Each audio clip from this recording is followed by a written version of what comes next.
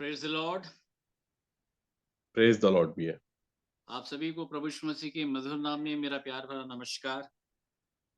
कलीसिया में जुड़े नमस्कार हुए नमस्कार। जितने भी विश्वासी जन हैं, जितने भी सेवक गण हैं, आप सभी को मेरा नमस्कार है। यीशु नमस्कार। से शेखरनंद भैया जी को नमस्कार। बहुत दिनों के बाद आपकी आवाज सुन पा रहा हूँ। और भाई पंकज के लिए भी हम धन्यवाद देते हैं, भाई अमन के लिए भी, जिनके द्वारा इस मीटिंग का आयोजन किया जाता है ताकि बहुत सारे लोग आपस में हम सब मिल करके परमेश्वर को जान सकें, समझ सकें। जैसा कि वचन ये कहता है कि जैसे जैसे तुम उन दिनों को आते देखो और भी आपस में हम एकत्रित होना सीखें। तो धन्यवाद देते हैं कि एक समय, एक अवसर परमेश्वर ने हमें प्रदान किया है। भाई पंकज हैं साथ में, अपना वीडियो ऑन कर लें आप। जी। हाँ ठीक। सो परमेश्वर पिता को एक बार फिर से हम धन्यवाद देते हैं। मेरे प्रियो, पिछली बार का विषय आपको याद होगा, पंकज भाई आपको याद है इस विषय के ऊपर हमने चर्चा की थी पिछली बार? रोमियो की पत्री से भी है। हाँ, विश्वास की जी। चर्चा हम की थी और वो विश्वास क्या है गलातियों से हमने बताया था। अच्छा, गलाती। हाँ, यूहन्ना 3:16 से भी हमने प्रचार किया था कि परमेश्वर ने जगत से ऐसा प्रेम रखा कि उसने अपना एक लौता पुत्र दे दिया ताकि जो कोई उसके ऊपर विश्वास करे वह नष्ट ना हो परंतु अनंत जीवन पाए। सो विश्वास की दशा क्या है, इसका बखान हमने यूहन्ना 3:14 और 15 से भी किया था कि जिस प्रकार से मूसा ने सर्प को ऊंचे पे चढ़ाया, अवश्य है कि मनुष्य का पुत्र भी ऊंचे पे चढ़ाया जाएगा ताकि जो कोई उसके ऊपर विश्वास करे। तो हमने इस विषय को आपके सामने रखा था कि विश्वास परमेश्वर के पुत्र के ऊपर करना है। आज बहुत सारे लोग करते हैं, परंतु जो विश्वास की दशा है और जो विश्वास का स्थान है वो है कलवरी, क्रूस। आज बहुत सारे ऐसे हैं जो क्रूस के नीचे से विश्वास करते हैं और कुछ ही विरले ऐसे हैं जो क्रूस पे आने के बाद विश्वास करते हैं। जैसे कि गलातियों 2 में पौलुस ये कहता है कि मैं मसीह के साथ क्रूस पे चढ़ाया गया हूँ, अब मैं जीवित ना रहा परंतु मसीह मुझ में जीवित है, और अब जो मैं शरीर में जीवित हूँ उस विश्वास से जीवित हूँ जो परमेश्वर के पुत्र पर है। सो ये विश्वासी होने की दशा का बखान जब पौलुस करता है तो उसका स्थान ये है कि वो मसीह के साथ क्रूस पर चढ़ाया गया है। तो इस विषय को हमने रखा था मेरे प्रियो। ब्लेसेड फैमिली का ये जो ग्रुप है, जितने इसमें जुड़े हैं, कुछ हमारे भी ग्रुप के लोग जुड़े हैं। मैंने बहुत देरी से सूचना दी है। सो मैं ये पूछना चाहता हूँ, अगर इस ग्रुप में से जितने लोगों ने पहले प्रचार को सुना है, वर्तमान में अगर हमारे पास कोई विषय है, व्यक्तिगत विषय जिसका संबंध हमारे जीवन से जुड़ा हुआ है या उद्धार की प्रणाली से, उसकी प्रगति से जुड़ा हुआ है, तो ऐसा कोई भी विषय है या प्रचार सुनने के बाद अगर आपके अंदर कोई प्रश्न अगर उत्पन्न हुआ है तो आप रख सकते हैं, केवल इस ग्रुप के लोग।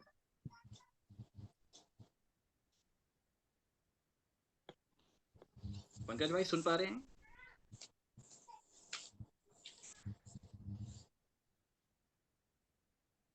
मेरी आवाज आ रही है सब तक? जी हाँ, जय मसीह की। हाँ, जय मसीह की। सो मैं ये कहना चाह रहा हूँ कि जितने ये ब्लेसेड फैमिली वाले ये एक रिक्वेस्ट कर रहा हूँ ब्रदर। हाँ, ये जैसे पंकज भाई की आवाज बुलंद आ रही है, हाँ, थोड़ा सा यदि वॉइस में इम्प्रूव हो जाए तो अच्छा, अच्छा होता। मेरी आवाज कम आ रही है? हाँ, अभी थोड़ा सा आया है पहले से बेटर। चलिए मैं वॉइस बढ़ा दूंगा। हाँ, praise the Lord. Okay, thank you. ठीक है, अभी अभी सुन पा रहे हैं मेरी आवाज आप? अभी ठीक है? हाँ, या हाँ, चलिए ठीक है। सो मैं ये कहना चाह रहा हूँ कि अगर आप लोग के पास अगर कोई प्रश्न है, अगर आप कुछ जानना समझना चाहते हैं और पिछले बार के प्रचार को सुनने के बाद अगर हमारे मन के अंदर में कोई प्रश्न अगर है तो रख सकते हैं। ये समय होगा, उसके बाद हम आगे बढ़ेंगे वचन के भाग में, जैसा परमेश्वर हमारी अगुवाई करे उस आधार पे।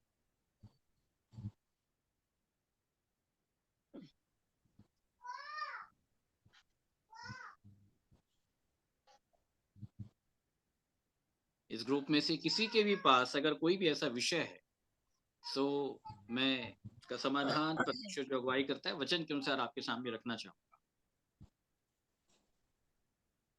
तो कोई कुछ पूछना चाहेगा, बिल्कुल पूछ सकते हैं, पूछने में संकोच ना करें मेरे प्रिय।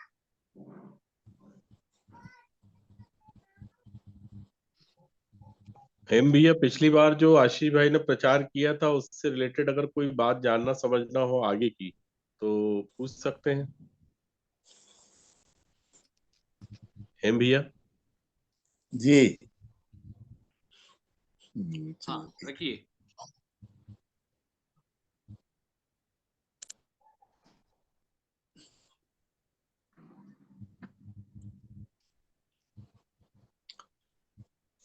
वो पिछली दफा आप वचन से बताए थे गेहूं के दाने के विषय में। जी जी। सो कृपया इसको बताएंगे कि जब तक गेहूं का दाना मर नहीं जाता हम्म। वो फल नहीं लाता, ऐसा कहता है। जी जी। तो प्रैक्टिकल लाइफ में ब्रदर ऐसा लगता है कि जब तक पूरी तरह मर ना जाए, क्योंकि आज भी जीवन में ऐसा होता है कि कभी किसी की बात बुरी लग जाती है जी जी। और हम परेशान होते हैं, कहीं हम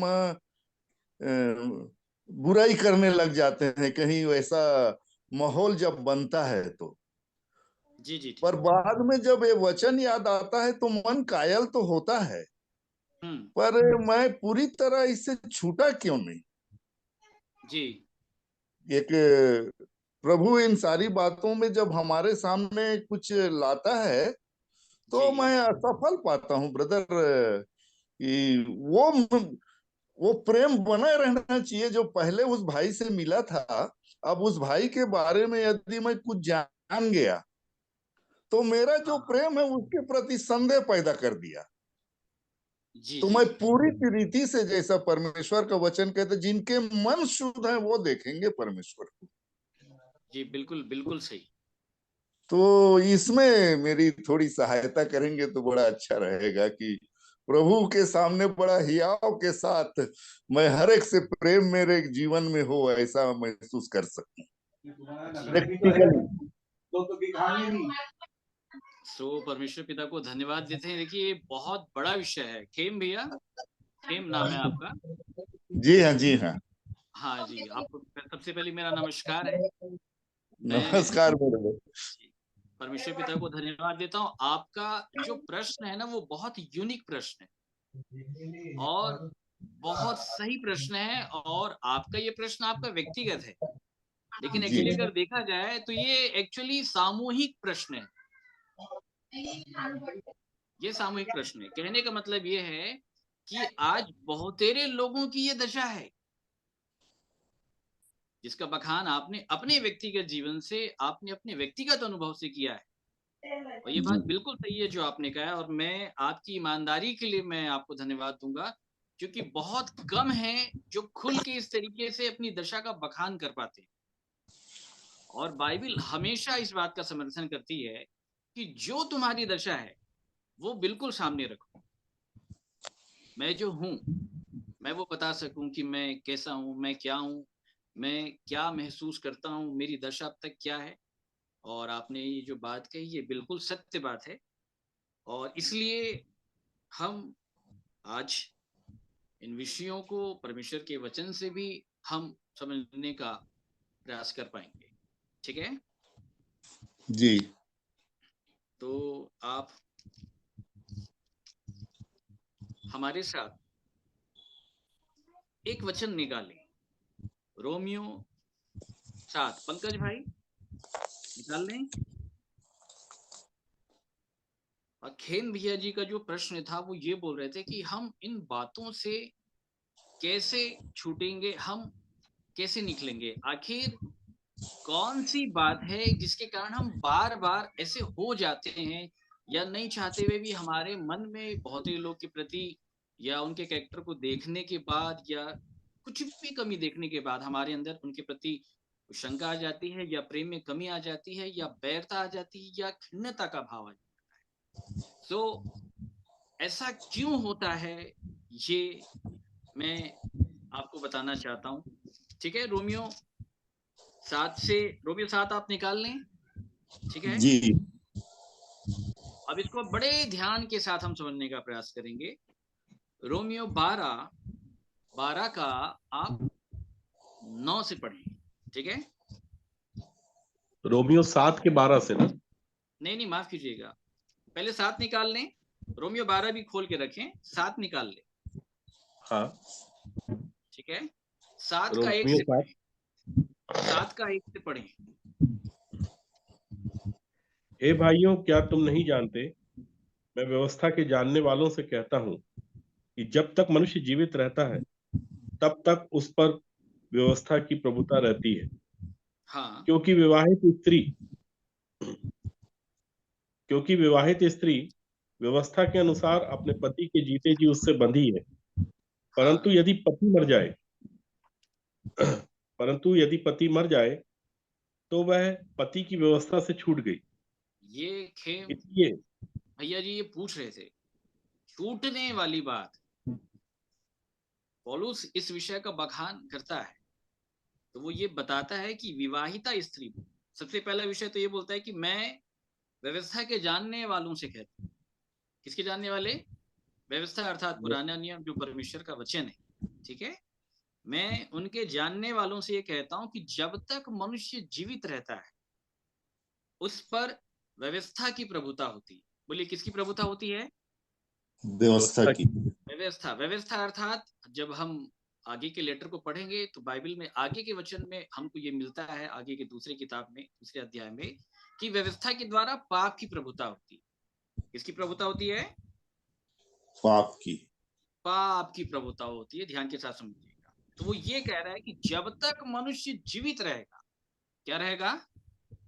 जीवित रहेगा। व्यवस्था के द्वारा उसके ऊपर पाप की जो प्रभुता है वो बनी ही रहेगी, और वो इसलिए बनी रहेगी क्योंकि आप जीवित हैं। इसको समझिएगा ध्यान के साथ। ठीक है, तो पाप किसी न किसी आधार पे वो प्रभुता करता ही रहेगा।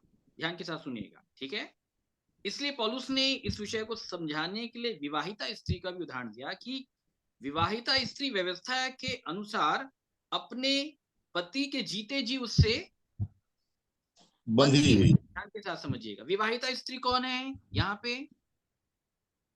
खेम जी, विवाहिता स्त्री, विवाहिता जो स्त्री है यहाँ पे विश्वासी लोग हैं। कैसे लोग हैं? विश्वासी लोग। ध्यान के साथ सुनिएगा। ठीक है, विश्वासी लोग। और यहाँ पे वो जो पति है वो कौन है? यीशु। यीशु नहीं है यहाँ, ये गड़बड़ी है। यहाँ अभी जो पति है वो यीशु नहीं है। यहाँ जो पति है वो प्रभुता करने वाला, पाप के लिए जो प्रभुता कर रहा है, शैतान की बात हो रही है। ध्यान के साथ समझिएगा। ठीक है, तो जी। पौलुस ये कह रहा है कि वो जो विवाहिता स्त्री जो विश्वासी लोग हैं, ध्यान के साथ समझिएगा। ठीक है, ये जो विश्वासी की कैटेगरी है ये अलग है। कईयों प्रकार के विश्वासी हैं, बाइबल में अलग अलग विश्वास की दशा है। ठीक है, तो हमारे संदेश को बड़े ध्यान के साथ सुनिए। तो विवाहिता जो स्त्री है उसका पति जीवित है, लिखा है। क्या है? जीवित है। और जब तक उसका पति जीवित है पत्नी को अपने पति की अधीनता में रहना पड़ेगा। मतलब पति जो चाहेगा उसको करना पड़ेगा। पति कौन है? ये ऊपर का भाग, याद रखिएगा, ये सभी जानते हैं। ठीक है, मसीह को भी कलीसिया का सिर बताया गया, उसको पति बताया गया। परंतु यहाँ पे जो पति है वो अभी मसीह नहीं बना है उस विवाहिता का। ध्यान के साथ सुनिए। ठीक है, यहाँ पे उसको कंट्रोल करने वाला जो हेड है वो मसीह नहीं है, वो प्रभुता करने वाला, पाप करवाने वाला, जिसको शैतान कहते हैं, वो है उसका पति। और बाइबल ये बताती है कि जब तक वो पति जीवित है वो उसकी व्यवस्था से बंधी हुई रहेगी। ध्यान के साथ समझिए, कैसी रहेगी? बंधी हुई रहेगी। ठीक है, अब उस पति की कौन सी व्यवस्था है? जब हम रोमियो 8 पढ़ते हैं तो वहां पे लिखा है पाप और मृत्यु की व्यवस्था है। बोलिए, उस पति के पास कौन सी व्यवस्था है? पाप और पाप मृत्यु की और मृत्यु की व्यवस्था है, ध्यान के साथ समझिए, ठीक है। और ये पति जब तक जीवित है, ये पाप और मृत्यु की प्रभुता उस विवाहिता स्त्री अर्थात विश्वासी के ऊपर वो करता रहेगा, ध्यान के साथ समझिए। अब आगे बढ़ते हैं, आगे पढ़िएगा 3। परंतु यदि पति मर जाए तो वह पति की व्यवस्था से छूट गई। अगर पति मर जाएगा तो वो उसकी व्यवस्था से क्या हो जाएगी? छूट जाएगी। क्लियर है? तो ये तो मसीह के बारे में नहीं बोल रहा है ना, इसको समझे पहले। मसीह से पहले एक पति है, जी हाँ, मसीह जी से हाँ। पहले एक पति है, ध्यान के साथ समझिएगा, ठीक है। ये पति मरना चाहिए, और ये पति जब मरेगा तो व्यवस्था के द्वारा जो पाप की प्रभुता हो रही है ना, उससे आप छूट जाएंगे, आप अलग हो जाएंगे, ध्यान के साथ समझिएगा। अब आगे क्या लिखा है? 3। इसलिए यदि पति के जीते जी वह किसी दूसरे पुरुष की हो जाए, हाँ, तो व्यभिचारिणी कहलाएगी। तो क्या कहलाएगी? व्यभिचारिणी। अब वो पौलुस ये बता रहा है कि जब तक वो प्रभुता करने वाला, पाप करवाने वाला जो प्रभुता कर रहा है तुम्हारे ऊपर, वो जो तुम्हारा पति है, अगर वो जीवित है, उसके जीते जी अगर किसी दूसरे पुरुष के हो जाओगे तो व्यभिचारिणी कहलाओगे। और नियम तो ऐसा नहीं है विवाह करने का। विवाह करने का नियम ये था कि अगर पति मर जाए तब उसके बाद दूसरा विवाह किया जा सकता है, ये कॉन्सेप्ट है। और अगर पति जीवित है तो दूसरा विवाह नहीं हो सकता, ध्यान के साथ समझिएगा, ठीक है। इसलिए पौलुस ये कह रहा है कि अगर वो जीते जी किसी दूसरे की हो जाएगी तो वह भी चारनी कहलाएगी, नियम कानून से गलत हो जाएगा। तो आगे क्या बोल रहा है? परंतु यदि पति मर जाए तो वह उस व्यवस्था से छूट गई। अगर ये पति मर जाएगा, ये जो पाप का पुरुष है, ये जो प्रभुता कर रहा है, पाप करवा रहा है, अगर ये पति मर जाएगा तो ये क्या हो जाएगा? उसकी व्यवस्था से ये विवाहिता छूट जाएगी। ध्यान के साथ समझिएगा, ये वही कॉन्सेप्ट है जो प्रभु यीशु मसीह ने सामरी स्त्री से कहा कि तू 5 पति कर चुकी है और अभी भी तू जिसके साथ रहती वो तेरा पति नहीं है। आज कलीसिया के विश्वासी भी ये नहीं जान पा रहे हैं कि एक्चुअली उनके साथ जो रहता है वो कौन है, पति है कि नहीं हमारे पास। पति अर्थात प्रभुता करने वाला। हमारे पर कौन प्रभुता कर रहा है, हम किसका काम कर रहे हैं। हम जिसका काम कर रहे हैं तो समझ लीजिएगा वही प्रभुता कर रहा है, याद रखिएगा, ठीक है। तो आगे पौलुस क्या कहता है, हम आगे बढ़ेंगे। पढ़ें पंकज भाई। यहाँ तक कि यदि किसी दूसरे पुरुष की हो जाए तो भी व्यभिचारिणी न ठहरेगी। अब दूसरे पुरुष की हो जाएगी तो भी व्यभिचारिणी नहीं ठहरेगी। अब ये दूसरा पुरुष कौन है, आगे पढ़ें। वैसे ही हे मेरे भाइयों, तुम भी हाँ, मसीह की देह के द्वारा व्यवस्था के लिए मरे हुए बन गए। व्यवस्था के लिए अर्थात उस पाप के लिए, उस पाप के कॉन्सेप्ट के लिए, मृत्यु की लालसा अभिलाषा के लिए, पाप और मृत्यु की व्यवस्था के लिए तुम क्या होकर के बन जाओगे? मरे हुए के लिए बन गए। आगे कि उस दूसरे के हो जाओ जो मरे हुओं में से जी उठा। दूसरे के हो जाओ, पहले के नहीं, ये समझना है। पहले को लोग नहीं समझ रहे हैं।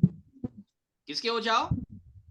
उस दूसरे। अब ये दूसरा कौन है, आप सब बताइए, कौन है ये दूसरा? यीशु मसीह।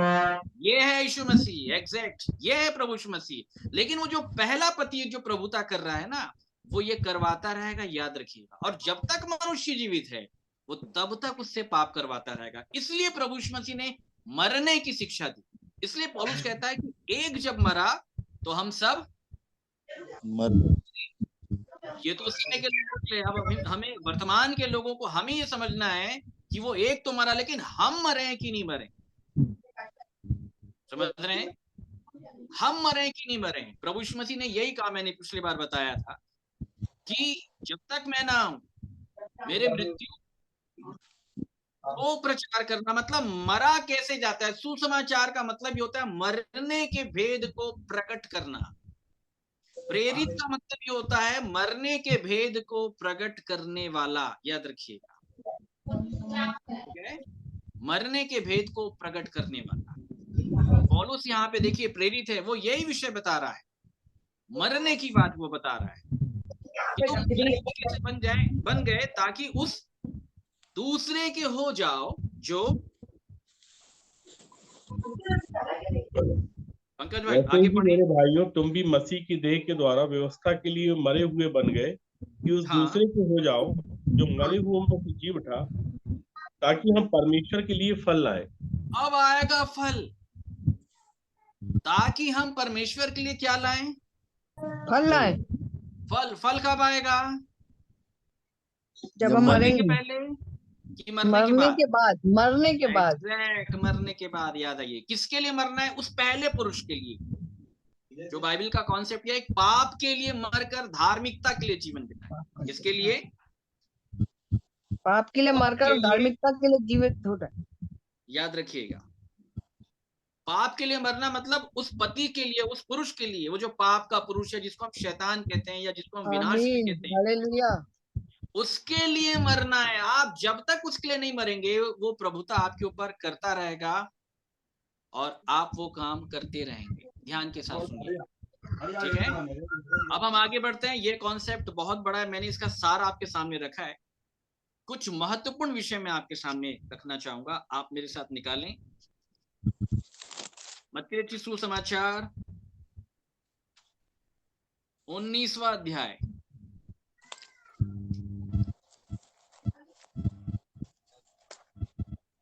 19 का 16 से पढ़ें। एक मनुष्य यीशु के पास आया और उसने कहा, हे गुरु, मैं कौन सा भला काम करूं कि अनंत जीवन पाऊं? बोल रहा है कि मैं कौन सा भला काम करूं कि मैं अनंत जीवन पाऊं। आगे, उसने उससे कहा, तू मुझसे भलाई के विषय में क्यों पूछता है? भला तो एक ही है, पर यदि तू जीवन में प्रवेश करना चाहता है कहां तो प्रवेश आज्ञाओं करना को चाहता माना है? कर। जीवन में प्रवेश करना चाहता है यदि तू जीवन में प्रवेश करना चाहता है तो आज्ञाओं को माना कर। तो आज्ञाओं को माना कर। आगे, उसने उससे कहा, कौन सी आज्ञाएं? कौन सी आज्ञाएं? यीशु ने कहा, यह कि हत्या न करना, व्यभिचार हाँ न करना, चोरी न हाँ, करना, झूठी गवाही न देना, अपने पिता हाँ। और अपनी माता का आदर करना और अपने पड़ोसी से अपने समान प्रेम रखना। प्रेम रखना। ध्यान के साथ सुनिएगा मेरे। उस कौन आया जवान प्रभु ने यीशु मसीह के पास? एक धनवान व्यक्ति आया है। कौन व्यक्ति आया है? धनवान व्यक्ति। सारे लोग बड़े ध्यान के साथ सुनिएगा, ठीक है? और वो ये पूछना चाह रहा है कि मैं ऐसा कौन सा भला काम करूं कि मैं अनंत जीवन को पाऊं। किसको पाऊं? अनंत जीवन को। अनंत जीवन को मैं पाऊं। तब प्रभु यीशु मसीह ने बताया कि यदि तू जीवन में प्रवेश करना चाहता है, पहला काम क्या है? आज्ञाओं को माना कर। माना कर। तो उसने पूछा, कौन सी आज्ञा? तो प्रभु यीशु मसीह ने लाइन से बताया, हत्या न करना, व्यभिचार, चोरी, झूठी गवाही ये बिल्कुल नहीं करना, माता पिता का आदर करना, अपने पड़ोसी से अपने समान प्रेम करना। रखना। ध्यान के साथ सुनिएगा। अब 20 पढ़ें। उस जवान ने उससे कहा, इन सबको तो मैंने माना है। इन अब सब मुझ को तो मैंने माना है। माना है। आगे, अब मुझ में किस बात की घटी है? आप में से जितने लोग मेरी बात को सुन रहे हैं, वो धनवान व्यक्ति ये बोलता है कि अब मुझ में किस बात की घटी है। घटी है। आप लोगों को मालूम है कि कौन सी बात की घटी थी उसके अंदर? धन का लोभ। नहीं नहीं नहीं, वो अलग विषय है। में इस बात की घटी थी। किस बात की घटी थी? सिद्धता की लेकिन कमी याद थी। रखिएगा कि किसी भी चीज का सॉल्यूशन चाहिए, तो सिद्धता सॉल्यूशन की से पहले कमी यह है थी। कि प्रॉब्लम शॉर्ट आउट होना चाहिए कि प्रॉब्लम क्या है। जब प्रॉब्लम समझ में आएगी तब उसका सॉल्यूशन हम ले पाएंगे, ठीक है? सिद्धता की कमी थी। सिद्धता की कमी थी। हाँ, अभी आपने बिल्कुल सही कहा, ठीक है? बोलिए, जी। किसकी कमी थी? सिद्धता की कमी थी। हाँ, यदि तू सिद्ध होना चाहता है, अगली लाइन में ये बात लिखी हुई, ठीक है? खेम जी सुन पा रहे हैं? खेम भैया? जी हाँ, जी हाँ। हाँ, ध्यान के साथ सुनिएगा, ठीक है? प्रभु यीशु मसीह से उसने पूछा, उसने कहा, अब मुझ में किस बात की घटी है। घटी है? किस बात की कमी है? अच्छा, कोई यहाँ पे ऐसा बैठा है जो इतने कॉन्फिडेंट होकर के बोल सकता है जैसा ये बंदा प्रभु यीशु मसीह के सामने बात कर रहा था? मतलब इसको कोई कमी घटी दिखाई नहीं दे रही थी, ठीक है? इसको कोई कमी घटी दिखाई दे रही थी? जी नहीं। कोई कमी घटी नहीं दिखाई दे रही थी। परंतु खेम जी, आपने जो प्रश्न किया, आपने अपनी कमियों का प्रश्न किया। ध्यान के साथ समझिए, किसका प्रश्न किया आपने? कमियों का। कमियों का प्रश्न किया है, परंतु जो ये कह रहा है कि मेरे अंदर कोई कमी नहीं है, ये भी स्वर्ग नहीं जा रहा है, ये समझना है हम। कहाँ नहीं जा रहा है? स्वर्ग।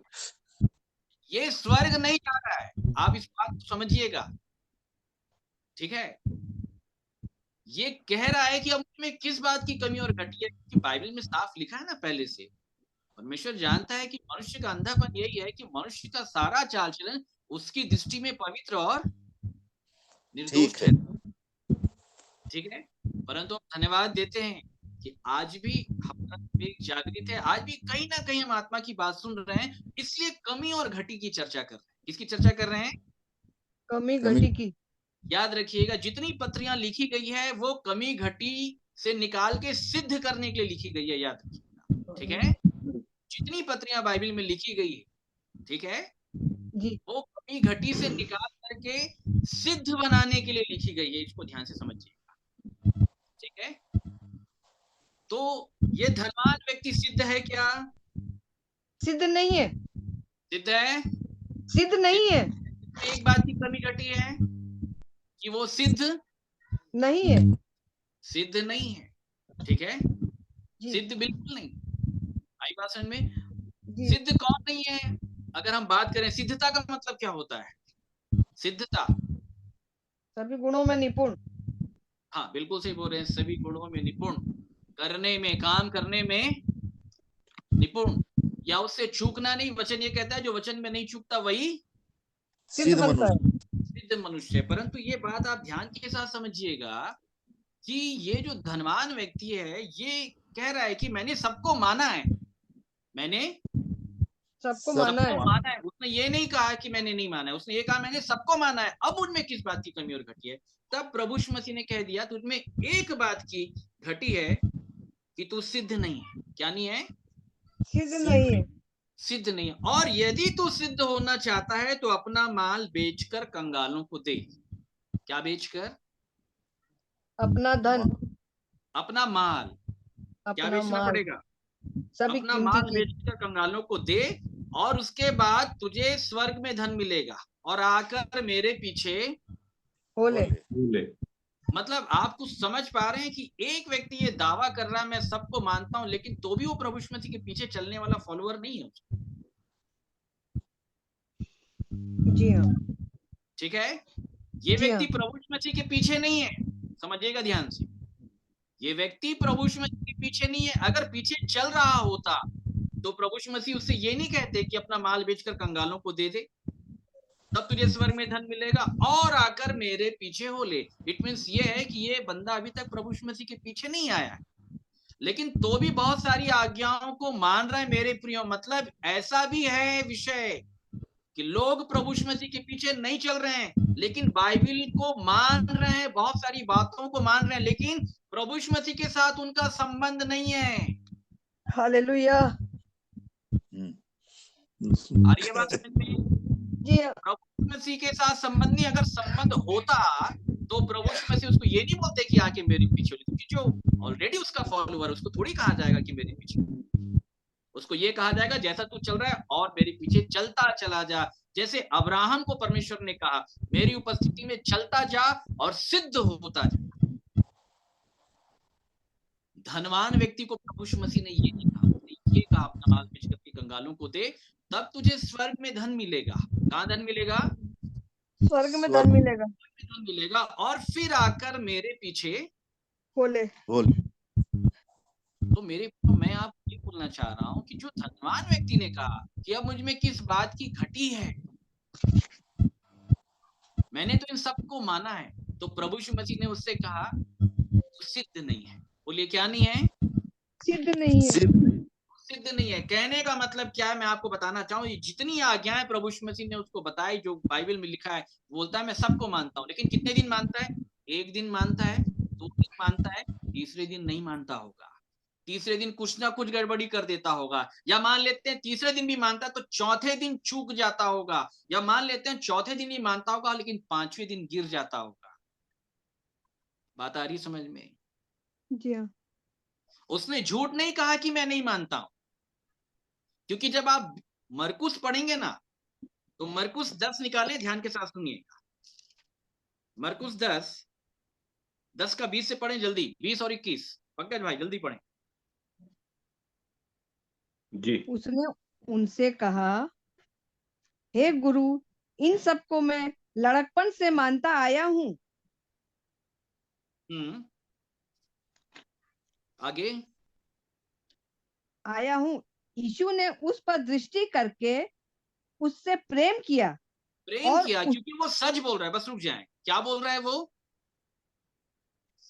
यीशु ने सच दृष्टि बोल रहा है, करके वो झूठ नहीं बोल रहा है। झूठ बोलने वालों से प्रेम नहीं करेगा ना, याद रखिएगा। बाइबल में साफ लिखा है, जो मानता है मैं उससे प्रेम करूंगा, जो सच बोलता है मैं उससे प्रेम करूंगा। ठीक है। यहाँ धनवान व्यक्ति से प्रभु यीशु मसीह ने प्रेम किया, उसके ऊपर दृष्टि करके प्रेम किया, क्योंकि वो सही बोल रहा था। क्या बोल रहा था? सही बोल रहा था। परंतु जब प्रभु यीशु मसीह ने उसको बताया कि तुझ में एक बात की कमी है कि तू सिद्ध नहीं है, तो धनवान व्यक्ति चुप हो गया, क्योंकि उसको मालूम है कि गुरु सही कह रहे हैं, मैं सिद्ध नहीं हूं। कहने का मतलब यह है कि मैं सारी आज्ञाओं को मानता तो हूं, लेकिन हो सकता है एक दिन के लिए मानता हूंगा, या 2 दिन के लिए, या 3 दिन के लिए। मैं चौथे दिन गिर जाता हूंगा, मैं 5वें दिन गिर जाता हूंगा, मैं 6वें दिन गिर जाता हूंगा। आप समझ रहे हैं मेरे प्रिय? सिद्धता का मतलब होता है हमेशा बने रहने वाला व्यक्ति। ऐसा व्यक्ति। हमेशा और अभी देखिए, पूरे वचन अगर मैं खुलवाते जाऊंगा तो टाइम हो जाएगा। मैं रेफरेंस अपने मुंह से बोल रहा हूं। इब्रानियों की किताब जब हम पढ़ते हैं तो वहां पे ये बात साफ लिखा है, व्यवस्था ने किसी बात की सिद्धि नहीं की। लिखा है, नहीं की। इब्रानियों की किताब में लिखा है। व्यवस्था अर्थात पुराना नियम, ओल्ड टेस्टमेंट। ध्यान के साथ समझिएगा, ठीक है। ओल्ड टेस्टमेंट के अंतर्गत सिद्धिकरण नहीं है। पुराने नियम के अंतर्गत सिद्धिकरण नहीं है। नहीं है, याद रखिएगा, ठीक है। परंतु जो नया नियम है, नया नियम सिद्ध बनाने के लिए। बोलिए, क्या बनाने के लिए? सिद्ध बनाने के लिए। और अगर हम सिद्ध नहीं बन पा रहे हैं तो याद रखिए, आज भी कहीं ना कहीं हम फंसे हुए हैं। कहीं ना कहीं हम फंसे हुए हैं और गलत भी हैं। बिल्कुल एग्जैक्ट, हमको ऐसे ही समझना है मेरे प्रिय, ठीक है। कहीं ना कहीं हम फंसे हुए हैं, क्योंकि अगर नए नियम के वचनों को सही तरीके से हम देख के, जान के, मान कर अगर चल रहे हैं तो सिद्धता में बढ़ेंगे। बोलिए, किसमें बढ़ेंगे? सिद्धता में बढ़ेंगे। सिद्धता में बढ़ेंगे मेरे। इसको याद रखिए, व्यवस्था ने किसी बात की सिद्धि नहीं की, परंतु नया नियम जो है वो सिद्धिकरण के लिए। बोलिए, किसके लिए है? सिद्धिकरण के लिए नया नियम है। के लिए, मनुष्य को सिद्ध बनाने के लिए है पूर्ण रूप से। मैं आपको ये बताना चाहता हूं, बहुत तेरे लोगों से मैं मिला हूं, आप में से बहुत तेरे अनुभवी लोग भी बैठे हैं। बहुत तेरे लोग ये कहते हैं कि जब तक मनुष्य इस पृथ्वी के ऊपर, ये विश्वासियों का कहना है, और केवल विश्वासियों का नहीं, बहुत अच्छे विश्वासियों का कहना है, और बहुत मात्र केवल बहुत अच्छे विश्वासियों का भी नहीं, बहुत सारे बड़े बड़े सेवक गणों का भी यही कहना है कि मनुष्य जब तक पृथ्वी के ऊपर है वो चूक करते रहेगा, वो गलती करते रहेगा। अर्थात कहने का मतलब वो पाप, वो अपराध करता ही रहेगा, उससे गलतियां होती रहेंगी। मेरे प्रियो, मैं आपको बता देता हूं कि बाइबल इस बात का समर्थन कहीं नहीं करती, कहीं भी नहीं करती है। इसको याद रखिएगा, ठीक है। जी। परमेश्वर का पुत्र विश्वास करने वाले विश्वासियों को सिद्ध बनाने के लिए दिया गया। क्या बनाने के लिए? सिद्ध बनाने के लिए प्रभु दिया गया ने है। चेलों को कहा, और चेलों ने भी कलीसिया से कहा, जैसा तुम्हारा बुलाने वाला सिद्ध है, पवित्र है, तुम्हारा पिता सिद्ध है, तुम भी उसके समान क्या बनो? वैसा ही पवित्र बनो और सिद्ध बनो। सिद्ध बनो। क्या बनो? और अगर सिद्ध नहीं हो सकता तो याद रखिए, फिर प्रभु यीशु मसीह का वक्तव्य गलत है, और अगर उसका वक्तव्य ही गलत है, वो झूठा है, तो फिर मैं उसकी आराधना नहीं करूंगा। याद रखिए, नहीं, वो ये झूठा मेरा नहीं है। ओपिनियन। लेकिन मैं जानता हूं कि उसके पास सिद्ध बनाने की क्षमता है, और सिद्ध आमीन। कैसे वो बनाता है, उसका प्रोसेस क्या है, ये विश्वासियों को जानने की आवश्यकता है। यस। और जब तक कि हम इस बात को नहीं जान लेंगे मेरे प्रियो, हमसे गलतियां होती रहेंगी। जैसे वो धनवान व्यक्ति गलती कर रहा था, वो सिद्ध नहीं था, इसलिए वो चुपचाप अपने सर को झुका करके वापस चला गया। कहां चला गया? सिर झुकाकर चुपचाप चला गया। चुपचाप वापस चला गया, क्योंकि अब वो प्रभु यीशु मसीह को कुछ नहीं बोल पाया। पहले उसने जवाब दिया कि मुझ में किस बात की कमी और घटी है, मैंने इन सबको माना है। लेकिन दूसरा जब लाइन प्रभु यीशु मसीह ने उससे कहा कि तू सिद्ध नहीं है, तो उसका मुंह बंद हो गया, क्योंकि वो जानता था इसने सही कहा, मैं सिद्ध नहीं हूं। मैं हमेशा गिर जाता हूँ। क्या हो जाता हूँ? हमेशा मैं गिर जाता हूँ। मैं 1 दिन मानता हूँ, 2 दिन मानता हूँ, 3 दिन मानता हूँ, मैं चौथे दिन नहीं कर पाता। ये मेरा पाप है। इसे कहते हैं अपने मैं के द्वारा किसी काम को करना। जैसे एक उदाहरण मैं आपको बताता हूँ मेरे, ठीक है? एक उदाहरण मैं आपके सामने दे रहा हूँ। आपके घर के सामने एक महिला आती है, उसके कपड़े फटे हुए हैं, हाथ पैर भी ठीक नहीं है, थोड़े से जख्म है, थोड़े से खून के भी निशान हैं। उसके साथ उसकी बच्ची भी है 5 से 7 साल की, ठीक है? वो जैसे ही आपके आंगन के सामने आकर के खड़ी हो जाएगी तो उसकी दशा बहुत कुछ आपसे कह रही है कि वो भूखी है, वो प्यासी है, उसको खाना चाहिए, उसको पानी चाहिए और उसको कुछ पैसे भी चाहिए। आप समझ रहे हैं? सारे लोग सुन रहे हैं मेरी बात? जी हाँ, ठीक है? तो जी हाँ। आपको जब ये आपके घर के सामने जब वो महिला आकर के खड़ी है, आपको तरस आएगा कि नहीं आएगा? अगर प्रभु यीशु मसीह अपने अंदर है तो जरूर तरस आएगा। बिल्कुल, बिल्कुल। अगर देखिए नहीं भी है, संसार के लोग भी तरस खा लेते हैं, उनके अंदर विवेक जागृत होता है, ठीक है? तो जी हाँ, आपको उसके ऊपर तरस आ गया, आपने उसके ऊपर, आप अगर उसके ऊपर दया करना चाह रहे हैं, आप उसको क्या-क्या लेकर के देंगे? खाना खिलाएँगे? उसको खाना खिलाएंगे, कपड़े बिल्कुल फटे हैं तो खाना कपड़े खिलाएँगे, देंगे। पानी पिलाएँगे, हो सकता है उसके बच्ची के लिए आप दूध का भी प्रबंध करते हैं और हो सकता है 100-50 रुपए देकर के आप उसको विदा कर दें। मैं करेक्ट बोल रहा जी, हूँ? हम करेंगे ऐसा? जी, जी हाँ, जी हाँ, जितने लोग सुन रहे हैं मेरे प्रियो, अपनी-अपनी ऑडियो को आप खोल करके रखें, बोल सकते हैं। हम सब जी करेंगे ऐसा? जी हाँ, जी हाँ, जी जी हाँ, हाँ, ठीक जी है? हाँ, सब करेंगे, ठीक है? करेंगे। अच्छा जब वो चली जाएगी, तो आपको कैसा लगेगा मन में? शांति बहुत मिलेगी कि खुश, नहीं मिलेगी ऐसा बहुत करने के खुशी, बाद? खुशी मिलेगी और एक खुशी खुशी अलग मिलेगी, से खुशी और बहुत शांति अच्छा लगेगा। मिलेगी। बिल्कुल सही बोल रहे हैं, वो एकदम संतुष्टि खुशी, मिलेगी, एकदम संतुष्टि। आप जॉयफुल हो जाएँगे, आप बहुत आप आनंद को जी हाँ महसूस भैया। करेंगे, आप शांति को महसूस करेंगे। ध्यान के साथ समझिए, ये कहानी का एक पहलू है, ठीक है? अब दूसरे दिन वो महिला फिर से आ जाती है आपके घर के सामने। इसको समझना आप ध्यान। अब हम चिढ़ जाएंगे, क्या हो जाएँगे? चिढ़ जाएंगे कि फिर आ गई, फिर आ गई, फिर आ गई। चलिए आपको दूसरी बार में चिढ़ आएगी। कुछ लोग ऐसे हो सकता है दूसरे दिन भी कर दें, लेकिन चिढ़ेंगे जी वो भी हाँ, ज़रूर। जी हाँ, थोड़ा सा उसको सारे लोग मेरी कुड़कुड़ाएंगे। बात सुन पा रहे हैं? जी हाँ, थोड़ा सा ह्यूमन मेरे नेचर प्रियो है जो ध्यान के साथ कुड़कुड़ाएगा। सुनिएगा। कल जी हाँ, आपने भला काम किया, सुनिएगा बड़े जी ध्यान के हाँ, साथ, ठीक है? कल जी आपने हाँ, भला काम किया, बहुत ज़्यादा शांति और आनंद का आप अनुभव कर रहे थे, आप शांति आनंद को महसूस कर रहे थे, ठीक है? जी हाँ, जी हाँ, उस गरीब महिला की मदद करके, उसके बच्चों को दूध का पैसा दे करके आप उसकी मदद कर रहे थे। आपने शांति आनंद को आपने महसूस किया। दूसरे जी दिन वो हाँ, महिला फिर आ गई, उसकी दशा जस की तस है।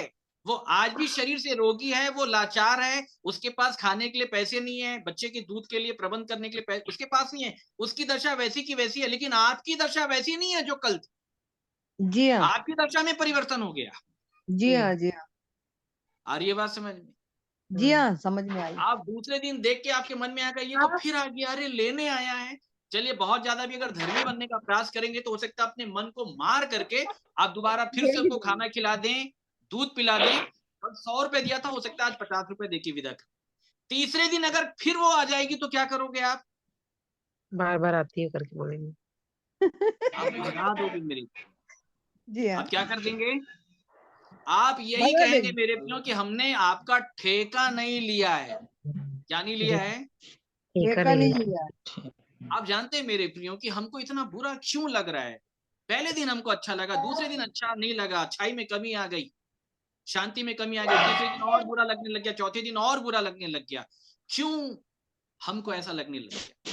मैं आपको बताना चाहता हूँ, कोई भी काम आप अपने स्ट्रेंथ से बाहर जाकर के करेंगे, जितनी ताकत आपकी नहीं है, उससे बाहर जाकर के यदि आप करेंगे ना, तो आपको अवश्य बुरा लगेगा, क्योंकि जो आप कर रहे हैं, वो आपका स्ट्रेंथ नहीं है।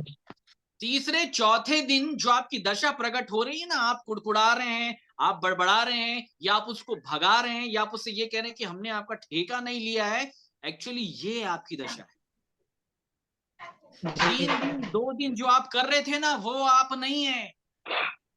ये हम हकीकत है, तीसरे दिन जो आप कर रहे हैं ना, वो आप हैं, याद ये रखिए। हकीकत है। जी हाँ, मनुष्य को उसके वास्तविक स्वभाव का परिचय कब मिलता है? जब विपरीत परिस्थितियां आती। कैसी परिस्थितियां आती है? विपरीत विपरीत परिस्थितियां आती है। जैसे खेमलाल जी ने बताया कि जब हम मिलते हैं या कुछ हो जाता है, ये विपरीत परिस्थिति, तब हमें ये करने लग जाते हैं। तो विपरीत परिस्थिति में जो आपका स्वभाव प्रकट होता है ना, वो आप हैं। और सम परिस्थिति में जो आप बने हुए हैं ना, या मुस्कुरा रहे हैं, या आप परमेश्वर का नाम ले रहे हैं, या जो भी आप कर रहे हैं, वो एक्चुअली आप नहीं है। इसको समझिएगा ध्यान से। विश्वासी किसको कहा गया? जो विपरीत परिस्थिति में बना रहता है। क्या कहा प्रभु यीशु मसीह ने विश्वास करने वाले की उपमा जब दी लूका 6:40 में? बाढ़ आई, आंधी आई, तूफान आई, धारा उस घर पे लगी थी, परंतु उसको हिला नहीं सकी। उसका ईमान पक्का बना हुआ था। आ रही है बात समझ में? जी हाँ। भले कामों में लगे रहो, बाइबल ये बताती है। भला काम करने में आमीन साहस आमीन। को मत छोड़ो। लेकिन यहाँ पे टूट जा रहा है, छूट जा रहा है, मतलब सिद्धता की कमी। किसकी कमी है?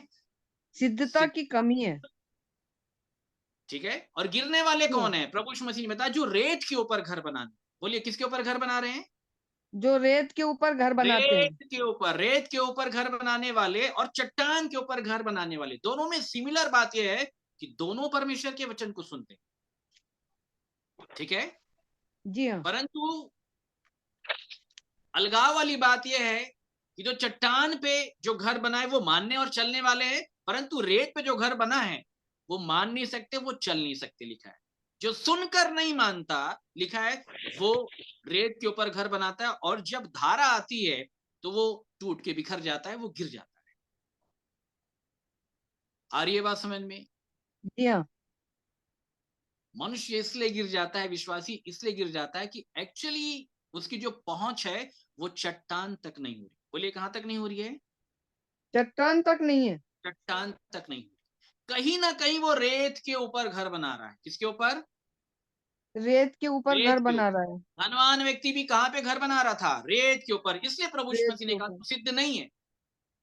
कमी घटी तेरे जीवन में है, तू गिरता रहता है, फिर गिरता है, फिर उठता है, फिर गिरता है, फिर उठता है, तू गिरता ही रहता है, तू अभी तक सिद्ध नहीं हुआ। ठीक है। जी हाँ। और बाइबल ये बताती है, समय के विचार से तुमको क्या हो जाना चाहिए था? गुरु हो जाना चाहिए था। गुरु हो जाना चाहिए था। क्या हो जाना चाहिए था? गुरु हो जाना गुरु। चाहिए था। प्रभु यीशु मसीह ने सुसमाचार में बताया कि जो कोई सिद्ध होना चाहेगा वो अपने गुरु के समान होगा। किसके आमीन समान होगा? हालेलुया। आ रही है बात समझ में? जी हाँ। के समान होगा, सिद्ध बनाएगा पूरा मेरे प्रियो। आमीन। आज सिद्धता का प्रचार जो है, वो सिद्धता की जो मूल बातें हैं ना मेरे प्रियो, याद रखिएगा, वो छिप गई लोगों से। जी। क्या हो सही गई? बोल छिप रहे हैं। गई। सही याद बोल रखिए, रहे हैं। बाइबल की आज्ञाएं तो आपको भी मालूम है मेरे प्रियो। 10 आज्ञाएं पुराने नियम में क्या लिखा है वो आपको भी मालूम है। नए नियम में भी कितनी प्रकार की आज्ञाएं लिखी है वो आपको भी मालूम है। ध्यान के साथ समझिएगा। जी हाँ। ठीक है, वो आपको भी मालूम है। आज वर्तमान काल में संसार के ऊपर क्या चल रहा है, ये मैं आपको बड़ी गंभीरता के साथ मैं आप बताना चाहूंगा, इसको अन्यथा ना ले। ठीक है, क्या चल रहा है मैं आपको बताता हूं। हम कहीं भी जाते हैं, संसार के ऊपर जितने सत्संग चल रहे हैं, जिसमें से एक मसीह सत्संग भी है, मसीह के प्रचार करने वाले बहुत सारे लोग, ध्यान के साथ समझिए। हम जी किसी हाँ। भी कन्वेंशन, प्रेयर मीटिंग में, बहुत सारे प्रेयर मीटिंग में हम जाते हैं, वहां बहुत बड़ा सा मंच सजा होता है। वहां पे कोई आदरणीय होता है, कोई बड़े पद वाला होता है, जो बाहर विदेश से आया होता है या किसी बड़े महानगर से आया रहता है। आप उसको सुनने के लिए आते हैं। ध्यान के साथ समझिएगा। आप अपने किसी भी व्यक्ति के साथ, पारिवारिक संबंधों में आप जिसके साथ हैं, आप उसके साथ, या मित्र के साथ, या भाई या बहन के साथ आप प्रचार सुनने के लिए जाते हैं।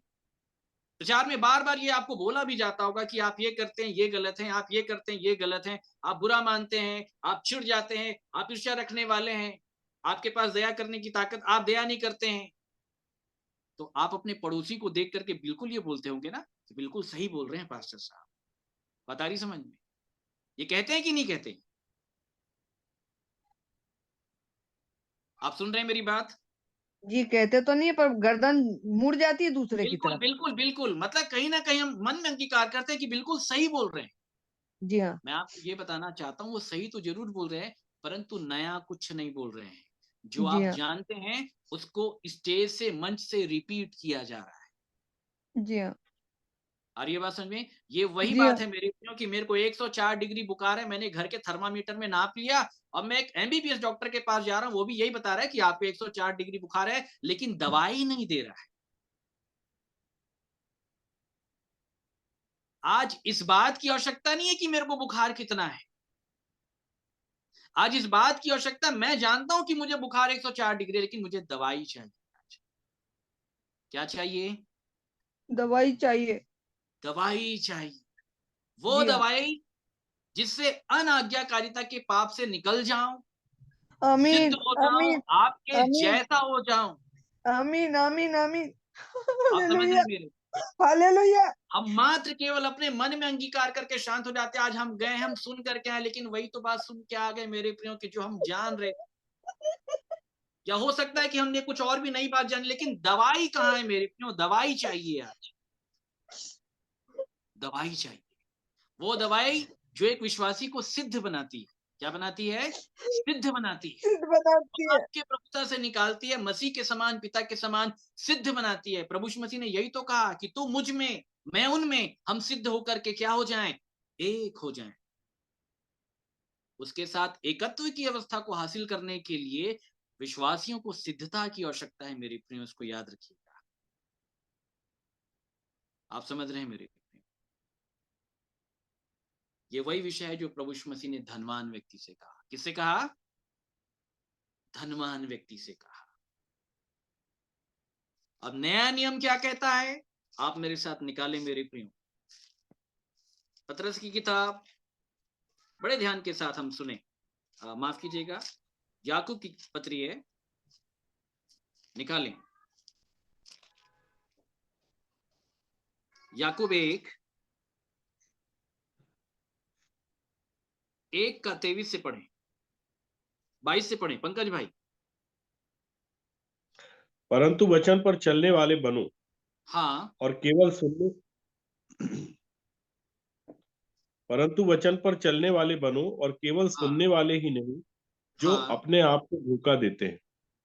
ठीक है, ध्यान के साथ सुनिए आगे। क्योंकि जो कोई वचन का सुनने वाला हो और उस पर हाँ चलने वाला ना हो, तो हाँ, वह उस मनुष्य के समान है जो अपना स्वाभाविक मुंह दर्पण में देखता है। स्वाभाविक मुंह किसमें देखता है? मतलब दर्पण में अपनी देखता दशा, है। मेरे अंदर बीमारी है, मुझे इतना टेम्परेचर है, मुझे बुखार है, ध्यान के साथ समझिए। वो दर्पण में देखता है, और आगे, इसलिए कि वह अपने आप को देखकर चला जाता देखकर और चला तुरंत जाता भूल है, जाता है कि मैं कैसा था। और तुरंत भूल जाता है कि कैसा था। मैं कैसा था। आप समझ रहे हैं मेरी? मैं भूल जाता हूं मैं कैसा था। आगे, पर जो व्यक्ति स्वतंत्रता की सिद्ध व्यवस्था पर ध्यान करता रहता है। ये है कॉन्सेप्ट। किस पे ध्यान करता है? बोलिए। स्वतंत्रता की सिद्ध व्यवस्था पर ध्यान करता कौन रहता सी है। व्यवस्था है नए नियम के अंतर्गत? मसीह की कौन सी व्यवस्था है? कौन सी व्यवस्था है? स्वतंत्रता करने वाले। स्वतंत्रता सिद्ध की करने वाली। सिद्ध व्यवस्था। बोलिए, कैसी व्यवस्था? स्वतंत्रता की सिद्ध व्यवस्था। सिद्ध व्यवस्था। ये नए नियम के लिए कहा गया। पुराने नियम का अध्ययन जब हम करते हैं, उसका सार ये कि व्यवस्था ने किसी बात की सिद्धि नहीं की। नहीं। व्यवस्था के पास ये ताकत नहीं है कि वो मनुष्य को क्या बना सके? सिद्ध बना सके। नहीं, बिल्कुल नहीं। व्यवस्था जानकारी दे सकती है, भले और बुरे में क्या भेद है, क्या अंतर है, वो ये बता सकती है। तुम कैसे हो, वो ये बता सकती है। व्यवस्था अर्थात दर्पण है, याद रखिएगा। व्यवस्था का काम इतना ही है जितना सोनोग्राफी और एक्सरे रिपोर्ट का काम होता है, इसको याद रखिएगा।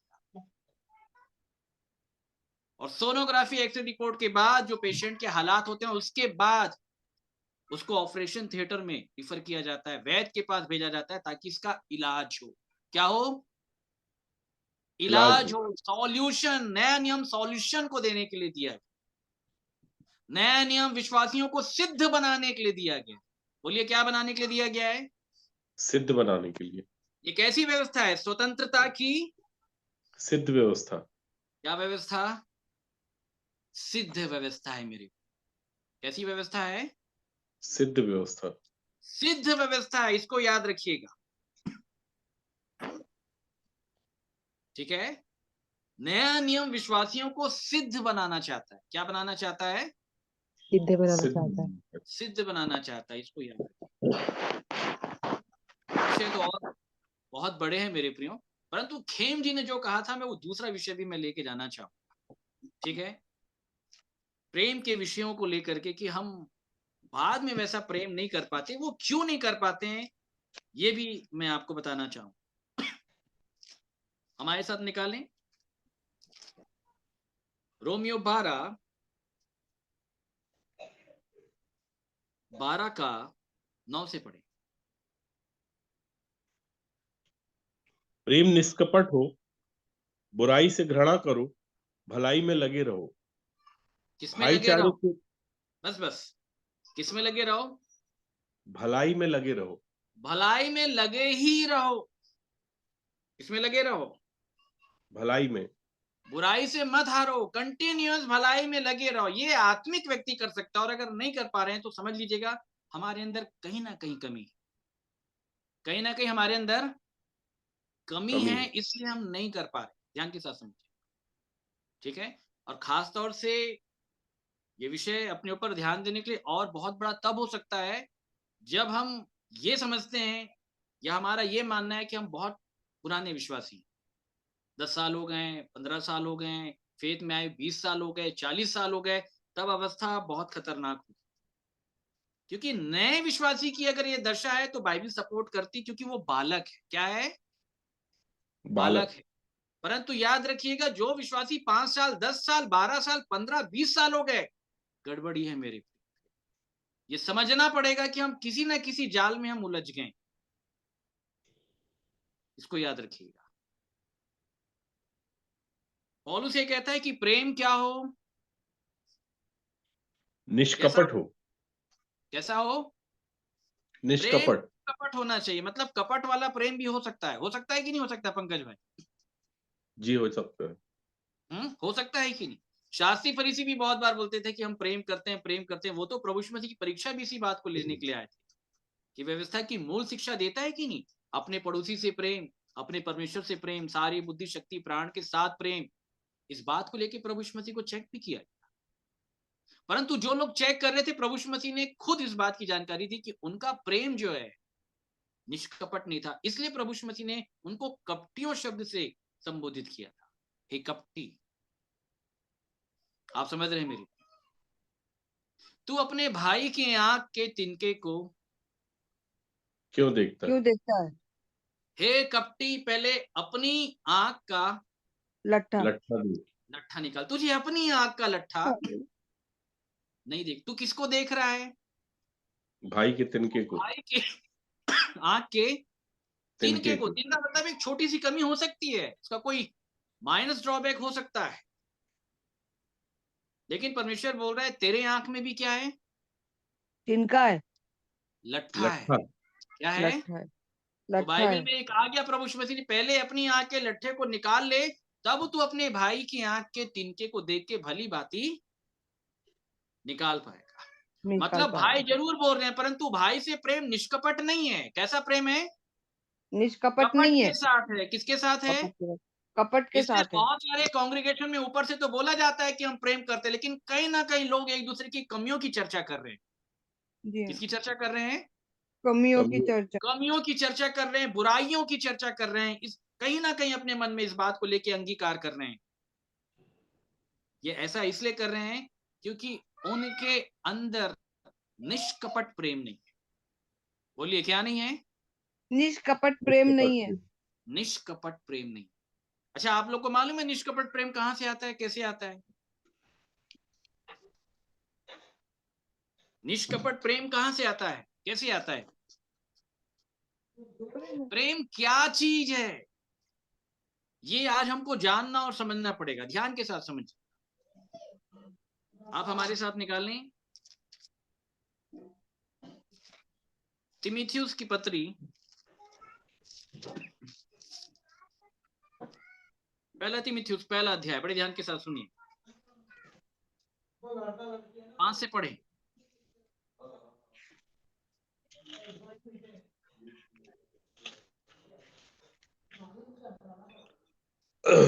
पहला तीमुथियुस पहला अध्याय 5 से पढ़ें। आज्ञा का सारांश यह है कि शुद्ध आज्ञा मन का सारांश, पूरी आज्ञाओं का सारांश जो है, सार जो है, क्या है? आज्ञा का सारांश ये है कि शुद्ध मन और शुद्ध अच्छे मन विवेक और अच्छे विवेक और कपट रहित विश्वास से प्रेम उत्पन्न हो। आगे, इनको छोड़कर कितने लोग बकवाद की ओर भटक गए। अगर इन बातों के ऊपर चर्चा नहीं हो रही है तो परमेश्वर का वचन पौलुस ये कह रहा था कि लोग बकवाद कर रहे हैं। क्या कर रहे हैं? बकवाद कर रहे हैं। बकवाद अर्थात आप ऐसी बातों की चर्चा में आपने अपने आप को उलझा लिया जिससे आपको आत्मिक जीवन में लाभ नहीं होगा, नहीं। आपको बेनिफिट नहीं होगा। बाइबल साहब बताती है, लड़के को जिस मार्ग में चलना है उसकी शिक्षा दी जाए। जी हाँ, याद रखिएगा, पेशेंट जी को वो सॉल्यूशन देना है जिसके लिए वो बीमार है। याद रखिएगा, उसकी दवाई उसको दी जाए। आपकी बीमारी कुछ और है, आप दवाई कुछ और लें। आप समझ रहे हैं? वो दवाई आपको और नुकसान करती है, आपको और बीमार करती है। जैसे वो लहू बहने वाली स्त्री के साथ हुआ, गलत प्रकार की दवाई दी गई तो वो और बीमार होती चली। समझ रहे हैं मेरे प्रियो? जी तो हाँ, आज्ञा का सारांश जो है वो ये है कि शुद्ध मन, अच्छे विवेक और कपट रहित विश्वास से, बोलिए, क्या प्रेम उत्पन्न उत्पन्न हो। प्रेम क्या उत्पन्न उत्पन्न हो। हो? प्रेम उत्पन्न हो। प्रेम उत्पन्न हो। मेरे प्रियो, कहाँ उत्पन्न होना चाहिए प्रेम? ग्रुप के लोग, शुद्ध मन वाले नहीं, आप कपट को समझिएगा। पौलुस ये कह रहा है, शुद्ध मन, पहला विषय शुद्ध मन, दूसरा अच्छे विवेक और तीसरा कपट रहित विश्वास से प्रेम, बोलिए, उत्पन्न उत्पन्न हो। क्या हो? उत्पन्न हो। उत्पन्न होना मतलब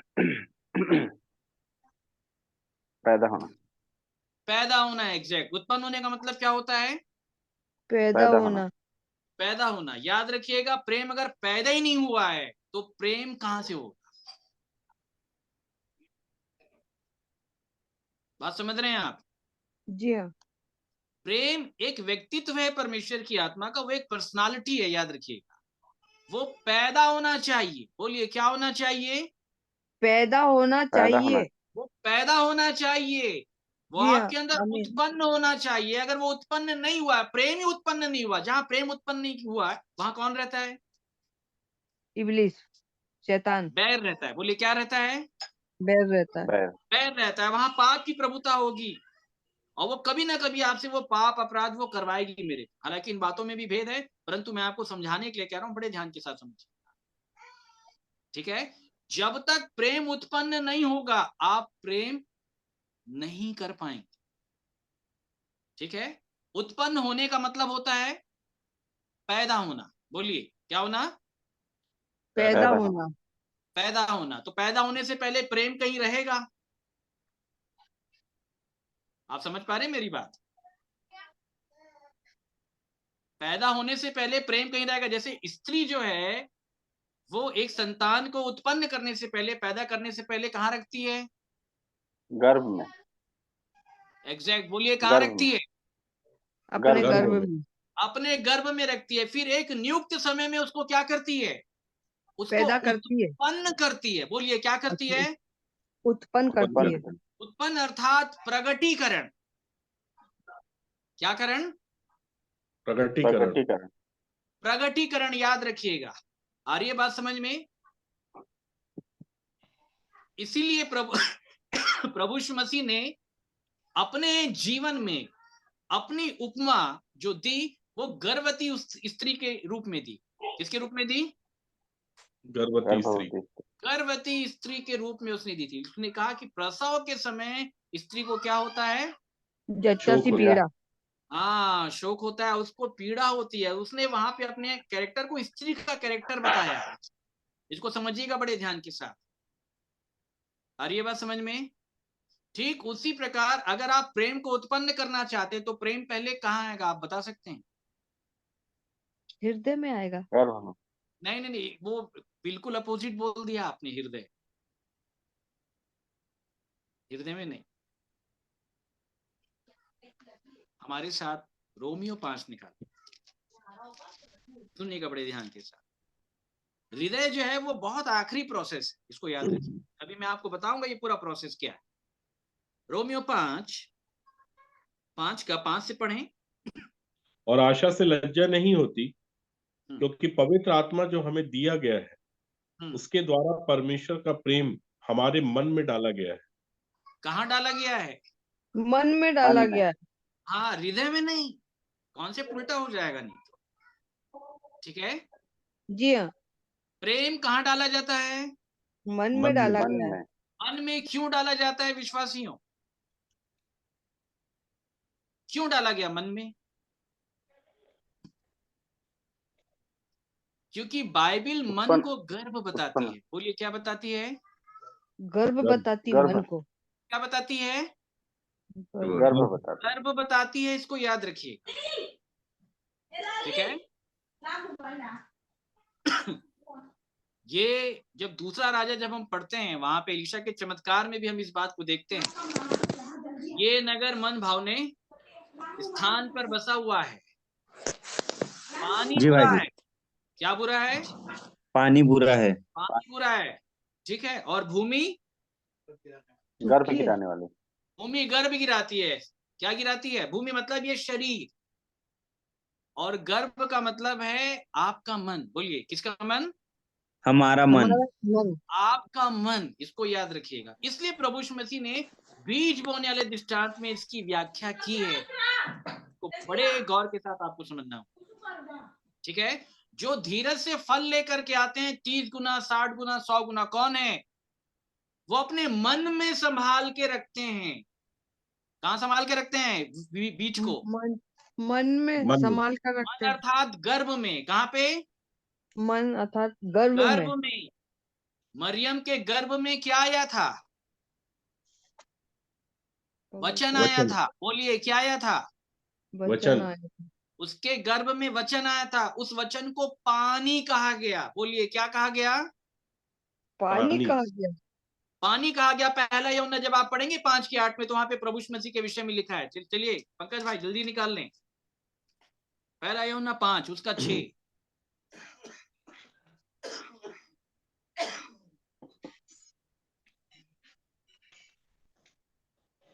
यही है वह जो पानी और लहू के द्वारा आया था। कैसे आया प्रभु यीशु मसीह?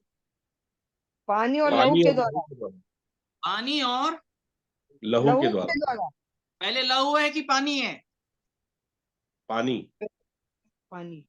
बोलिए पहले पानी है कि लहू है? पानी। पानी है। पहले पानी है। लहू की चर्चा आज लोग बहुत कर रहे हैं, उससे कुछ नहीं होगा। पहले पानी होना चाहिए। बोलिए क्या होना चाहिए? पानी होना चाहिए। पानी। आपको मालूम है कि प्रभु यीशु मसीह का लहू किससे बना था?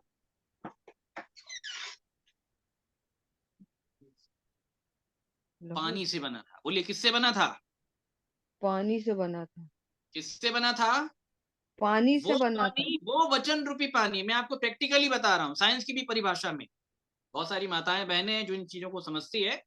मैं आपका ध्यान उस ओर लेके जाना चाहूँ, ठीक है? मरियम के गर्भ में, ध्यान के साथ समझिएगा, परमेश्वर ने जो कहा वो वचन पानी जाकर के ठहरा। पानी के रूप। किसके रूप में? पानी के रूप में उसके मन रूपी गर्भ के अंदर। ध्यान के साथ समझिए। कहाँ पे ठहरा? गर्भ में ठहरा। कहाँ पे ठहरा? गर्भ में। आपको भी मालूम है कि कोई स्त्री जब वो गर्भवती होती है, आप समझ रहे हैं ना, तो वो भी पुरुष के पुरुषार्थ से होती है जो उसके गर्भ में जाके ठहरता है। ठीक है? क्लियर है? जी हाँ। जब स्त्री उस पुरुषार्थ को या उस पानी को या परमेश्वर के वचन रूपी बीज को जो उसके मन रूपी गर्भ में डाला गया है, अब उसको क्या करना पड़ेगा? इस स्त्री को संभालना होगा। बोलिए क्या करना होगा? संभालना होगा। संभालना होगा। Be careful. इसको ध्यान के साथ समझिएगा।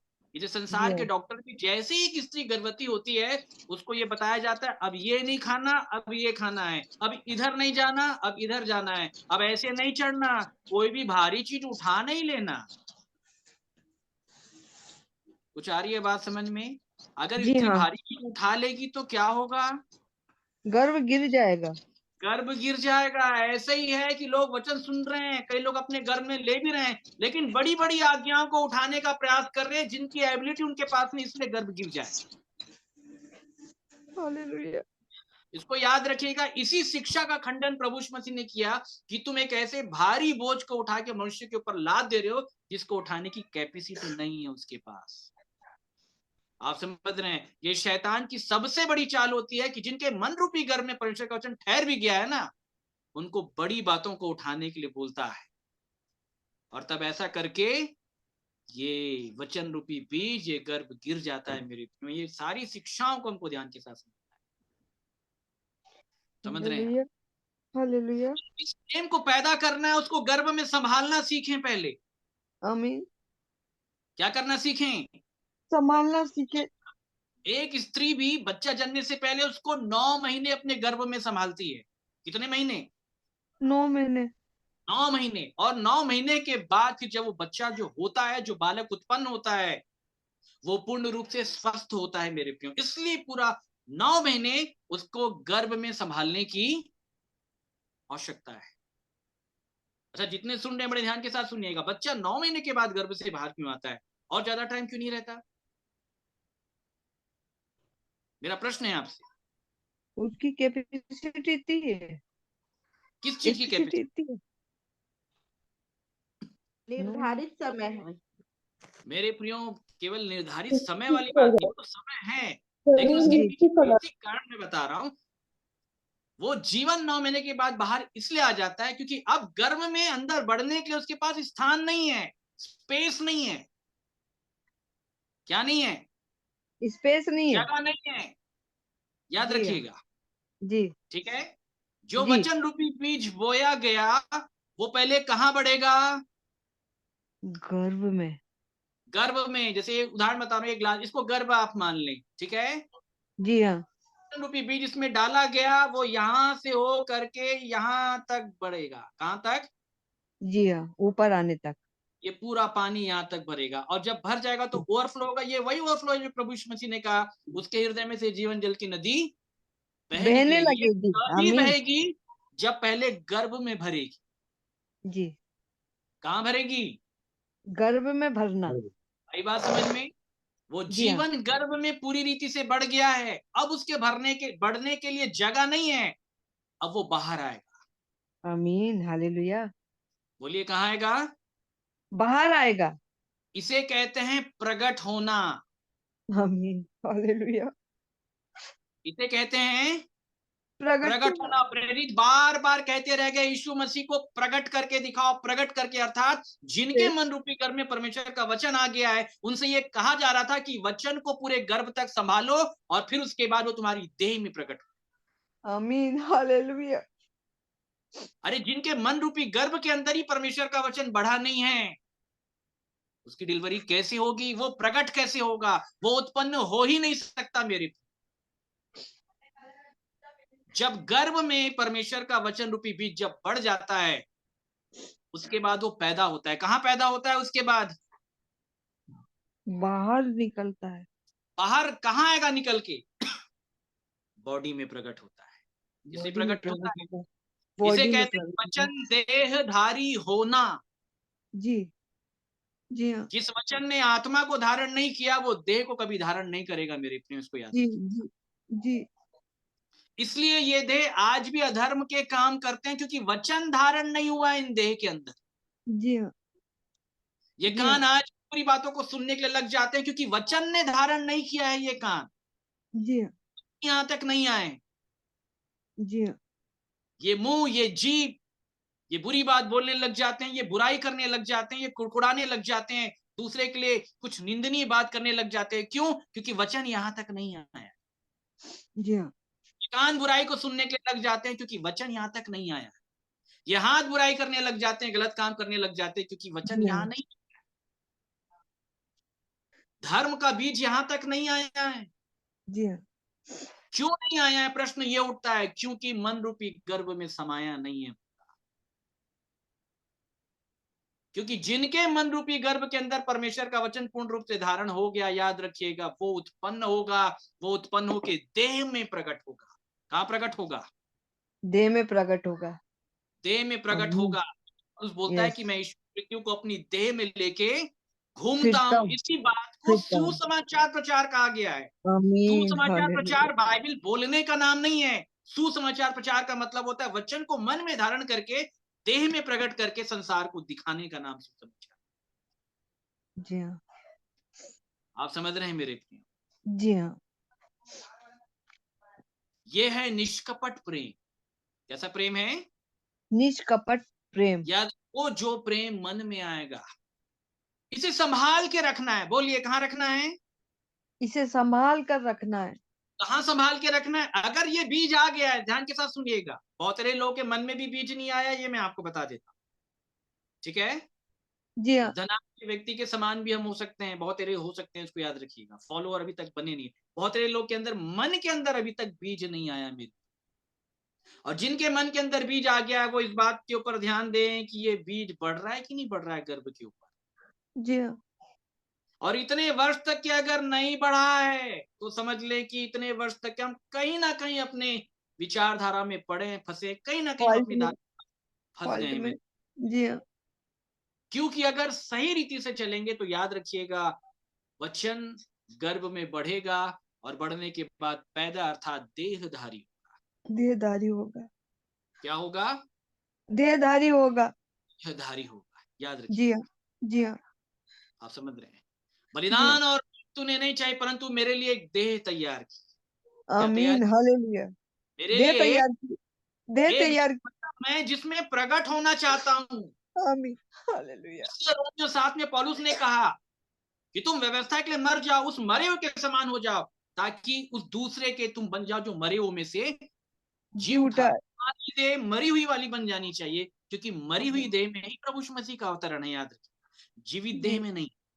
जी, जीवित देह में अवतरण नहीं होगा, जी, मृतक देह में अवतरण है। इसको याद रखिए। जी, जी।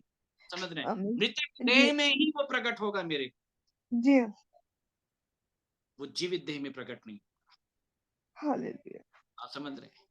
जी हाँ, तो मन में आना चाहिए। बोलिए, कहाँ आना चाहिए? वचन मन, मन में आना बनना चाहिए। चाहिए। जी हाँ, अब प्रभु यीशु मसीह ने एक बहुत सुंदर दृष्टांत कहा मन को लेकर के। मन में असाध्य रोग लगा हुआ है। मन में असाध्य रोग लगा हुआ है। प्रभु यीशु मसीह ने क्या कहा था? भला मन मनुष्य मन के भले भंडार से भली बातें निकालता है। कौन सी बातें निकालेगा? भली बातें निकालता है और बुरा मनुष्य बुरी बातें निकालता है। और बुरा मनुष्य मन के बुरे भंडार से बुरी बातें निकालता है, क्यों निकालता है? क्योंकि उसके अंदर बुरा भरा हुआ है। क्योंकि प्रभु यीशु मसीह ने बताया जो मन पे भरा है वही मुंह पे आएगा। जी हाँ, कहाँ भरा है? बोलिए। जो मन में है वही मुंह पे गर्भ के आएगा। अंदर भरा हुआ है वही कहाँ पे आएगा? मुंह पे आएगा। कहीं बुराई और बैरता कहीं भी अगर छिपी हुई है तो एक दिन वो कहीं ना कभी वो मुंह पे आ जाती है। इसको याद रखिए। जी तो हाँ, जो मुंह पे आ गया, समझ लेना वो मन में भरा हुआ है। भरा हुआ है। फिर प्रभु यीशु मसीह ने शास्त्रियों और फरीसियों के विषय में ये कहा कि तुम बुरे हो करके तुम अच्छी बात कैसे कर लेते? जी हाँ, क्या हो करके? बुरे होकर अच्छी बातें कैसे बुरे कर हो लेते हो? करके तुम कौन सी बात कर रहे हो? अच्छी बात। इसे कहते हैं एक्टिंग करना। क्या करना? एक्टिंग करना। आप समझ रहे हैं ना? यही काम उस जी हाँ, समय के शास्त्री फरीसी विश्वासी लोग भी कर रहे थे। जी हाँ, प्रभु यीशु मसीह ने बताया, अरे कॉन्सेप्ट तो ये है, जो मन में भरा है वो मुंह पे आना चाहिए। और मैं देख रहा हूं कि तुम्हारे मन में बहुतेरे लोगों के लिए बुराई भरी हुई है, तुम मन के लोभी हो, लूका में लिखा हुआ है। जी हाँ, लेकिन होंठ पे आने नहीं दे रहे हो। होंठ पे अपने आप को बड़ा धर्मी शो कर रहे हो। तुम वचन की बात कर रहे हो, तुम वचन बोल रहे हो, तुम लोगों के सामने अपने आप को क्या शो ऑफ कर रहे हो? धर्मी। परंतु परमेश्वर तुम्हारे मन को जानता है। यहाँ जांचता है। तुम्हारा कुछ और है। आ रही है बात समझ में? जी हाँ, जिस मनुष्य के मन में जो कुछ आ रहा है, प्रभु यीशु मसीह ने बताया, वो इसलिए आ रहा है क्योंकि वो उसके मन में भरा हुआ है। भरा है। धन्य है वो जिनके मन शुद्ध है, वे परमेश्वर को देखेंगे। देखेंगे। जिसके मन में भरा नहीं है वो मुंह पे नहीं आएगा, और मन में भरा नहीं है तो मन में बुरी बात भरी है। मन अशुद्ध है, और अशुद्ध है तो अशुद्ध व्यक्ति परमेश्वर को नहीं देख पाएगा। हेम जी भी यही कह रहे। मेरे प्रियो, आप सुन पा रहे हैं, समझ पा रहे हैं? जी हाँ, जी हाँ। जब किसी विश्वासी के मन में जब ये वचन आ जाएगा, बोलिए क्या आ जाएगा? वचन सुनना अलग है, गर्भ में धारण करना अलग है, याद रखिए। वचन सुनना अलग है, वचन अंदर आ जाएगा।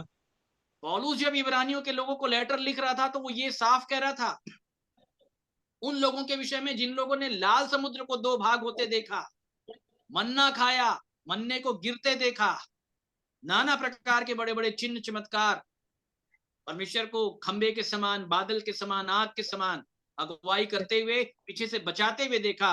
उनके विषय में पौलुस ने ये कहा कि हमें उन्हीं की तरह, पंकज भाई इब्रानियों 4 जल्दी निकाले, सुनिएगा बड़े ध्यान के साथ।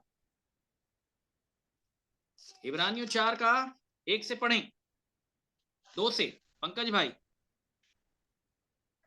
क्योंकि इसलिए जबकि उसके विश्राम में प्रवेश करने की प्रतिज्ञा इब्रानियों 4 का 2, क्योंकि हमें उन्हीं की तरह सुसमाचार सुनाया गया है, पर सुने हुए वचन से, विश्वासियों की तरह हमें सुसमाचार सुनाया गया। आगे, पर सुने हुए वचन से उन्हें कुछ लाभ ना हुआ। कोई लाभ नहीं हुआ। मेरे प्रियो याद रखिएगा, बहुत तेरे वर्ष केवल सुनते चले गए, परंतु लाभ नहीं हुआ। क्यों लाभ नहीं हुआ था? आगे, क्योंकि सुनने वालों के मन में विश्वास के साथ नहीं बैठा। मन में बैठा नहीं, बोलिए क्या नहीं हुआ? मन में बैठा नहीं, विश्वास के साथ नहीं बैठा। अगर मन में बैठ जाएगा तो वही मुंह से निकलेगा। बात समझ रहे हैं मेरे प्रियो आप? जी हाँ। आज सबसे बड़ी समस्या वचन का गर्भ धारण नहीं है। वचन को सुना जरूर जा रहा है, परंतु वचन का गर्भ धारण नहीं हो पा रहा है। जी हाँ। क्या नहीं हो पा रहा है? वचन का गर्भ धारण नहीं हो रहा। वचन का गर्भ धारण नहीं हो पा रहा है। जी हाँ, समझ रहे हैं? और जो मन में आया ही नहीं है वो बाहर कैसे प्रकट होगा? जी हाँ। अगर मन में प्रेम का वास हुआ ही नहीं है, प्रेम बढ़ नहीं रहा है या पैदा नहीं हो रहा है, तो प्रेम कैसे प्रकट होगा? नहीं जी हाँ। होगा क्या? नहीं जी नहीं होगा। प्रेम मैं नहीं हूं, समझिएगा। प्रेम मनुष्य नहीं है। प्रेम कौन है? परमेश्वर है। प्रेम परमेश्वर है। प्रेम क्या है? प्रेम एक स्वभाव है। बोलिए क्या है? प्रेम एक स्वभाव। प्रेम एक स्वभाव है जो पौलुस बताता है जब कुरिन्थियों के लोगों को लेटर लिखता है। ठीक है? प्रेम धीरजवंत है, कृपालु है, दयालु है, डाह नहीं करता, बुरा नहीं मानता, अनरीति नहीं चलता, कुकर्म से आनंदित नहीं होता, वो सत्य से आनंदित होता है, वो सब बातों की प्रतीति करता है, सब बातों में धीरज रखता है, सब बातों को सह लेता है। प्रेम याद रखिएगा। ठीक है? तो धीरजवंत कौन है? प्रेम। आप और मैं नहीं है, समझे ध्यान से। ठीक है जी। धीरजवंत जो है वो प्रेम है, कृपालु प्रेम है, दया करने वाला प्रेम है, सहनशील प्रेम है, निष्कपट दृष्टि रखने वाला प्रेम है। मनुष्य जस्ट इसके अपोजिट है। और जब ये प्रेम जो पर्सनालिटी है परमेश्वर की, जब किसी विश्वासी के मन में, आत्मा में जब वो आ जाता है तो वो मसीह के समान हो जाता है। तब वो भी धीरजवंत हो जाएगा, कृपालु हो जाएगा, दयालु हो जाएगा, वो बुरा नहीं मानेगा, निष्कपट हो जाएगा, वो किसी की कमियों को नहीं देखेगा। क्योंकि बाइबल ये साफ बताती है कि बुद्धिमान व्यक्ति जो है, याद रखिएगा, वो हमेशा अपनी चाल को देखता है, परंतु मूर्ख व्यक्ति हमेशा दूसरों को देखता है। मेरे प्रियो याद रखिएगा, परमेश्वर ने जो जगत से प्रेम रखा है वो निष्कपट प्रेम रखा है। वो हमारे पाप अपराधों को देख करके घिनघिना नहीं रहा था ना, इसको याद रखिएगा।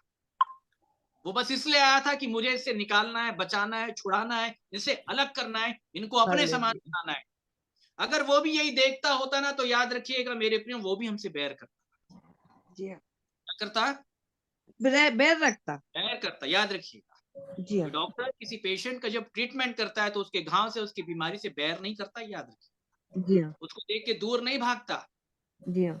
समझ रहे हैं? वो ट्रीटमेंट जब करता है उस बीमार व्यक्ति के प्रति काफी प्रेम का भाव रखता है और क्या बोलता है, आप चिंता मत करो, मैं ठीक कर दूंगा।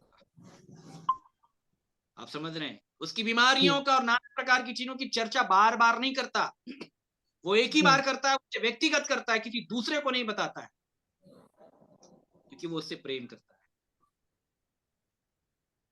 वो ढांपना जानता है। क्या करना जानता है?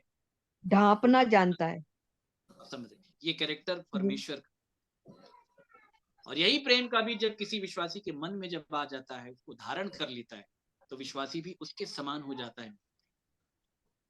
याद रखिएगा, तब आप उन बातों को कर पाएंगे, मान पाएंगे, क्योंकि वो प्रेम आपके अंदर होगा। ठीक है जी हाँ। आखिरी बोल के मैं समाप्त करूंगा। वो वचन जो मन में आ जाता है, जैसे किसी स्त्री के गर्भ में जब एक जीवन आ जाता है, तो डॉक्टर का प्रयास यही रहता है कि इस जीवन को गर्भ में बना के रखा जाए। ये प्रयास रहता है कि नहीं रहता है? जी हाँ। रहता है। तो वचन रूपी बीज जब गर्भ में आ जाएगा, उसे मेंटेन कैसे करेंगे गर्भ में? कैसे मेंटेन करेंगे? चलिए, पहला तीमुथियुस पहला अध्याय 5वां पद, इसको बता के हम समाप्त करेंगे। मेरे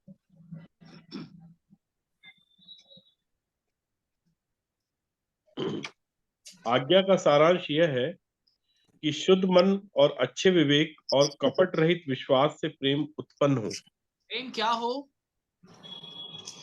उत्पन्न हो। कहां से उत्पन्न हो? गर्भ से बाहर आए, मन से बाहर आए। इट मीन्स ये बात साफ है कि प्रेम मन में बैठ शुद्ध चुका है। मन से।